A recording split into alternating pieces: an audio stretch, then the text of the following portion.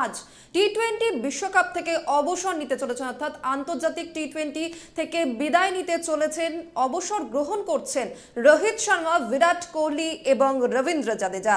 ভারতের দ্রুততম ফিল্ডার রবীন্দ্র জাদেজা তিনিও কিন্তু সিদ্ধান্ত নিয়েছেন অবসর গ্রহণের। দেশের হয়ে আর টি-20 ক্রিকেট খেলবেন না রবীন্দ্র জাদেজা। সেই সঙ্গে শনিবার বিরাট কোহলি এবং রোহিত শর্মা অবসরের কথা ঘোষণা করেছিলেন। এবার জাদেজাও অবসর করলেন। পরপর তিন অভিজ্ঞ ভারতীয় ক্রিকেটার টি-20 ক্রিকেট থেকে অবসর নিলেন। সেই বিষয়ের দিকে আমরা মূলত আজ নজর রাখবো এবং এ বিষয়ে খুঁটিনাটি যা তথ্য বা কি মতামত রয়েছে আমাদের ক্রীড়া বিশেষজ্ঞের তরফ থেকে, সেদিকে আমরা নজর রাখবো। সরাসরি চলে যাব নিউজ রুমে, সেখানে রয়েছেন আমাদের ক্রীড়া প্রতিনিধি পল্লব দত্ত।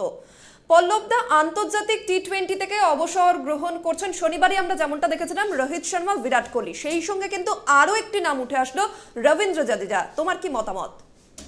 দেখো, বিরাট কোহলি, রোহিত শর্মা বিশ্বকাপ যেদিন ভারত জিতলো শনিবার দিন, সেদিনই ঘোষণা করেছিল যে অবসরের টি-20 আন্তর্জাতিক ম্যাচ আর খেলবে না, আইপিএল খেলবে। একই সঙ্গে রবীন্দ্র জাদেজা রোববার দিন, গতকাল কিন্তু রবীন্দ্র জাদেজাও ঘোষণা করেছে যে আর টি-20 আন্তর্জাতিক ম্যাচ খেলবে না। 2022-এ যখন এই টি-20 বিশ্বকাপ হচ্ছিল সেই সময় কিন্তু একটা কথা উঠেছিল যে সেই সময় বিসিসিআই ঠিক করেছিল যে রোহিত শর্মা এবং বিরাট কোহলিকে বাদ দিয়েই টিম ঘোষণা করবে, কিন্তু হার্দিক পান্ডিয়াকে ক্যাপ্টেন করা হবে এবং এদের বাদ দিয়ে টিম ঘোষণা হবে। কিন্তু মুশকিল হয়ে গেল, হার্দিক পান্ডিয়া চোট পেল, যার ফলে সেই মুহূর্তে বিরাট কোহলি এবং রোহিত শর্মাকে টিমে নিতে হয়েছিল। তুমি জানো যে সেবার বুমরাও খেলতে পারেনি, যার জন্য মোহাম্মদ শামিকে নেওয়া হয়েছিল টি-20 বিশ্বকাপে। কিন্তু ভারত সেমিফাইনালে উঠে হেরে গেছিল। সেই সেমিফাইনালেও কিন্তু বিরাট কোহলি ভালো রান করেছিল। আর এই বিশ্বকাপে রোহিত শর্মা দেখিয়ে দিয়েছে যে অভিজ্ঞতার কি মূল্য। বিরাট কোহলি ফাইনালে দেখিয়েছে যে class is permanent, form is temporary. কাজেই এরা ভারতীয় ক্রিকেটে যে অবদান তা কোনোদিন অস্বীকার করা যাবে না। বিরাট কোহলি, রোহিত শর্মা অনেক রেকর্ড করে গেল যেগুলো ভাঙা খুব কঠিন। যেমন রোহিত শর্মা আন্তর্জাতিক টি-20-তে 200টার ওপর 6 মেরেছে, যেটা পৃথিবীতে আর কারো নেই।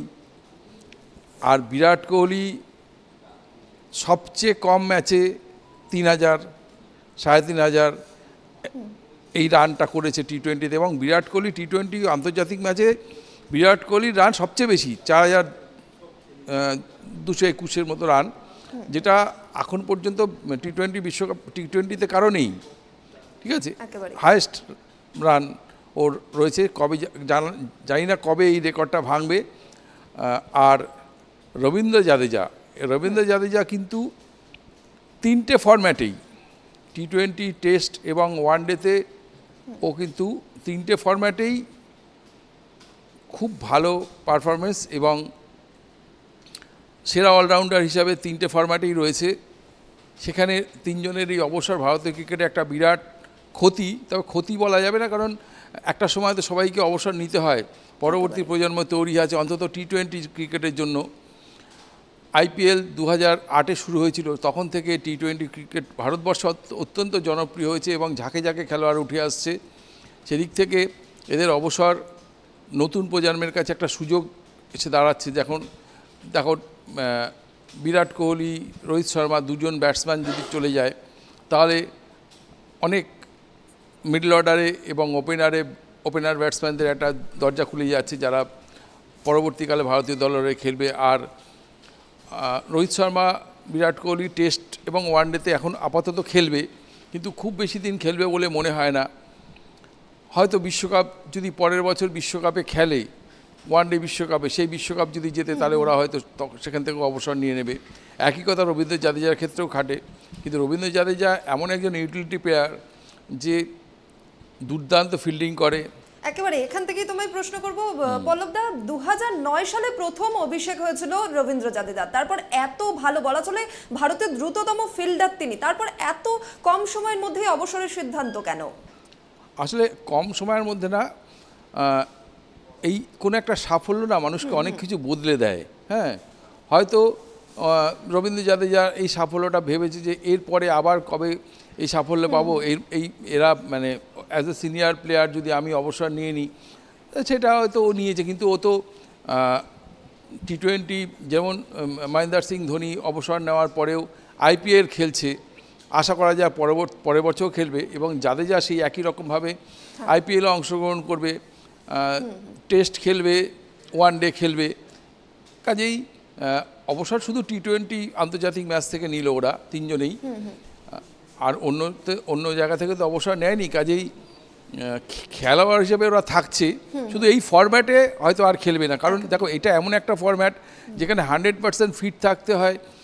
টি20 খুব অল্প সময়ের খেলা, প্রচণ্ড প্রেশার সামলাতে হয়, হয়তো সেই কারণেই নতুনদের সুযোগ দেওয়ার জন্য ওরা তিনজন অবসর নিয়েছে। তবে অবসর নেওয়ার মুহূর্তটা খুব ভালো, কারণ যে এই মুহূর্তে ভারত বিশ্ব চ্যাম্পিয়ন হয়েছে। এর আগেও 2007 হয়েছিল, সেই টিমে একমাত্র রোহিত শর্মাই ছিল। যাই হোক, আর রোহিত শর্মার অনেকগুলো রেকর্ড, যেটা বলছিলাম যে 50টা ক্যাপ্টেন, অ্যাজ এ ক্যাপ্টেন 50টা টি20 ম্যাচ জিতলো। আর বিরাট কোহলিরও অনেক রেকর্ড রয়েছে, কারণ ওই যেটা বলছিলাম যে পরপর সবচেয়ে বেশি মানে কম ম্যাচ খেলে 3000 রান, 3500 রান, 4000 রান করেছে। তারপরে হায়েস্ট রানটা রয়েছে রোহিত শর্মার, রয়েছে সবচেয়ে বেশি 6 মারার রেকর্ড। এবং ইভেন রোহিত শর্মার যেটা রয়েছে যে সিঙ্গেলসের থেকে 4 বেশি, এটা একটা বিরাট রেকর্ড। যে আসলে রোহিত শর্মাকে তো হিটম্যান বলা হয়, ও সবসময় বিগ হিটার। কাজেই আর রোহিত শর্মার এমন একটা রেকর্ড রয়েছে যেটা অন্য ফরম্যাটে, যদিও টি20তে নয়, যেটা হচ্ছে যে ওয়ান ডেতে 3টে ডাবল সেঞ্চুরি। এটা আর বিশ্বে আর কারো নেই। এরা এই ফরম্যাট থেকে চলে যাচ্ছে।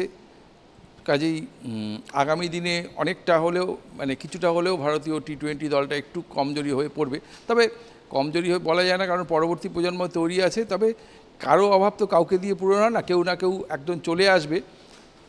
তবে এই যে ক্লাস প্লেয়ার, এই বিরাট কোহলি পৃথিবীর সর্বশ্রেষ্ঠ ব্যাটসম্যান 3টে ফরম্যাটেই, এই ফরম্যাটে বিরাট কোহলিকে আর আমরা পাবো না। রোহিত শর্মার মতো একজন খেলোয়াড়কে পাওয়া যাবে না, যে অসম্ভব মুডি একজন খেলোয়াড়। যেদিন খেলবে সেদিনকে সবাই ম্লান হয়ে যাবে, অথচ বেহিসাবি শট নেয় না, সবসময় দলের কথা ভেবে খেলে। এটাই হচ্ছে ব্যাপার, যে নিজের রেকর্ডের দিকে তাকায় না, সেঞ্চুরি দোরগোড়ায় গিয়েও কখনো ঠুকঠুক করে না। এরকম একজন খেলোয়াড়, নিঃস্বার্থ খেলোয়াড়, এইসব খেলোয়াড়কে আগামী দিনে ভারত পাবে না, এটাই একটা বড় ব্যাপার। তবে এই যে ভারত বিশ্বকাপ জিতলো এবার, এটাও একটা রেকর্ড করে জিতলো, কারণ বিশ্বকাপ টি20 বিশ্বকাপে আজ পর্যন্ত কোনো দল অপরাজিত থেকে চ্যাম্পিয়ন হয়নি। একেবারেই। বেশ পল্লবদা, এর পাশাপাশি জানবো যে এই যে টি20 বিশ্বকাপে ক্যাপ্টেন হিসেবে রোহিত শর্মা থেকে কিন্তু একেবারে বলা চলে ভারতীয় দলকে বিশ্বকাপ জয়ী করে দিল, এবং জয়ের যে মুকুট তিনি এনে দিল, তারপর ঠিক তার কি প্রতিক্রিয়া এই অবসর নিয়ে, বা তিনি সাংবাদিকদের কিন্তু মুখোমুখিও হয়েছিলেন এই বিশ্বকাপ জয়ের পর, সেখানে তিনি ঠিক কি জানিয়েছেন? সেখানে রোহিত শর্মা মানে বিশ্বকাপ জয়ে আপ্লুত হয়ে পড়েছে, এবং সবচেয়ে বড় কথা হচ্ছে যে মাঠে অসম্ভব মাথা ঠান্ডা রেখেছিল। কারণ একটা সময় যখন 30 বলে 30 রান ছিল, সে সময় মনে হচ্ছিল যে ম্যাচটা হয়তো সাউথ আফ্রিকার দিকে ঢলে পড়ছে। কিন্তু রোহিত শর্মা কিন্তু কখনো কোনো রকম ওর মনের ভেতরে কী চলছে সেটা কখনো বুঝতে দেয়নি, এবং মাথা ঠান্ডা রেখে শেষ ওভার এবং ক্যালকুলেট, যেটা খুব ভালো ক্যালকুলেট করেছিল। যখন দেখছে যে উইকেটের দরকার, সাধারণত বুমরাকে ডেথ ওভারে 19 নম্বর ওভারে বল করায় বা 18 নম্বর ওভারে বল করায়, যখন দেখলো যে এই মুহূর্তে যদি উইকেট না পড়ে তাহলে ম্যাচটা বেরিয়ে যাবে, কারণ হরদীপ সিংয়ের এক ওভারে অক্ষর প্যাটেলের এক ওভারে 22 রান তুলে নিয়েছিল হেনরি ক্লাসেন। সেই সময় কিন্তু ম্যাচটা পুরোপুরি দক্ষিণ আফ্রিকার দিকে প্রায় ঢলে পড়েছিল, যখন সবাই প্রায় আশা ছেড়ে দিয়েছে।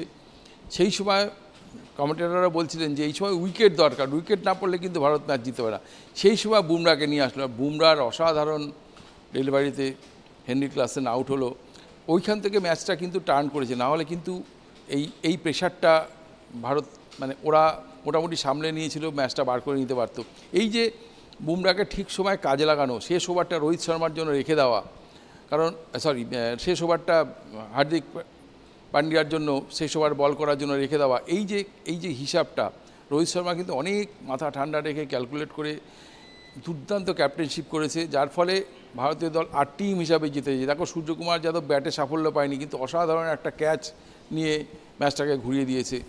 কাজেই প্রত্যেকের অবদান রয়েছে এই টুর্নামেন্ট জেতার পেছনে।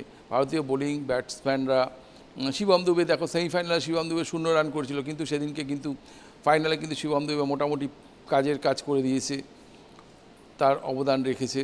কাজেই এই জয়, ভারতের এই জয়টা হচ্ছে টিম গেমের জয়, এবং যেটা ক্যাপ্টেনের হিমশীতল মানসিকতা আর ক্যালকুলেটিভ ক্যাপ্টেনশিপ, একই সাথে বলবো যে রাহুল দ্রাবিড়ের মস্তিষ্ক এর পেছনে কাজ করেছে, এবং এটা প্রাপ্য ছিল, কারণ রাহুল দ্রাবিড়ের মতো এরকম একজন সম্মানীয় ক্রিকেটার, একজন সুভদ্র ক্রিকেটারের পক্ষে ক্রিকেটার কোচ হিসাবে এই সাফল্যটা রাহুল দ্রাবিড় প্রাপ্য ছিল। এটা না হলে দেখো রাহুল দ্রাবিড় তো আর কোচ থাকবে না, কোচিং থেকে অবসর নিচ্ছে, মানে ভারতীয় দল থেকে চলে যাচ্ছে। তার যাওয়ার আগে এই ট্রফিটা অন্তত একটা প্রাপ্তি হিসাবে থাকলো, না হলে কিন্তু সারা জীবনে আফসোস করতে হতো, কারণ বিশ্বকাপ ফাইনালে উঠেও সেবার ভারত জিততে পারেনি। 99 সালে সৌরভ গাঙ্গুলি, 2003 সালে সৌরভ গাঙ্গুলির নেতৃত্বে সেবারে ভারত ফাইনালে উঠেছিল, কিন্তু একদিনে বিশ্বকাপ জিততে পারেনি। এই একটা বিশ্বকাপ জয় অন্তত তো থাকলো। আর বিরাট কোহলি 4টে বিশ্বকাপ যেটা রেকর্ড করলো, সেটা হচ্ছে যে আন্ডার-19 হয়ে ও বিশ্বকাপ জিতেছিল একদিনের ম্যাচে, T20 বিশ্বকাপ জিতলো, এবং ওয়ানডে বিশ্বকাপ জিতেছে, আবার T20 বিশ্বকাপ জিতলো। কাজেই সব দিক থেকেই বিরাট কোহলির একটা বৃত্ত সম্পূর্ণ হয়েছে। আর রোহিত শর্মাও ক্যাপ্টেন হিসাবে বিশ্বকাপ জিতে তারপরে অবসর গ্রহণ করলো। জাদেজাও এমন একটা সময় অবসর গ্রহণ করলো যখন ভারতীয় দল বিশ্বকাপ জিতেছে। কাজেই তিনজনের অবসর একদম ঠিক সময় হয়েছে, এটা বলা যায়। বেশ পল্লবদা, এই যে তিনজনের অবসর, রোহিত শর্মা, বিরাট কোহলি এবং রবীন্দ্র জাদেজা, এই ফরম্যাট থেকে তারা বিদায় নিচ্ছে বলা চলে, এবং সেইখানে তো কিছুটা তো গ্যাপ তৈরি হচ্ছে। তোমার ব্যক্তিগত কি মতামত, পরবর্তী প্রজন্মের খেলোয়াড়রা কি সেই গ্যাপটা পূরণ করতে পারবে? দেখো এই মুহূর্তে ওপেনার হিসাবে যশস্বী জয়সওয়াল রয়েছে। যশস্বী যদিও বিশ্বকাপে একটা ম্যাচের সুযোগ পায়নি। শুভমান গিল রয়েছে, সঞ্জু স্যামসন আছে, এরা তিনজনই ওপেন করতে পারে। সঞ্জু স্যামসন যদিও মিডল অর্ডারে ব্যাট করে, কিন্তু সঞ্জু স্যামসনও ওপেন করার অনেক ম্যাচে করেছে। তারপরে তিলক বর্মা আছে, অভিষেক শর্মা আছে, এছাড়াও অনেক খেলোয়াড় আছে যারা প্রায় সমমানের খেলোয়াড়। আগামী দিনে সুযোগ পেলে তারা তাদের প্রতিভার স্বাক্ষর তুলে ধরতে পারবে। যেমন শিবম দুবে এবছর করেছে, রিয়ান পরাগ আছে যে খুব ভালো ফর্মে ছিল, ওর রিঙ্কু সিং রয়েছে, রিঙ্কু সিং রিজার্ভ দলে ছিল, জানো যে রিঙ্কু সিং ওই দিন মাঠে উপস্থিত ছিল। কাজেই মানে জায়গাটা তো পূরণ হবেই, হয়তো একটু সময় দিতে হবে এই আর কি। প্রত্যেকেই এরাও খেলতে খেলতে অভিজ্ঞতা লাভ করবে, তারপরে একটা জায়গায় চলে আসবে। তারপরে কিছু পুরনো প্লেয়ার তো থাকবেই, তারা এদের গাইড করবে।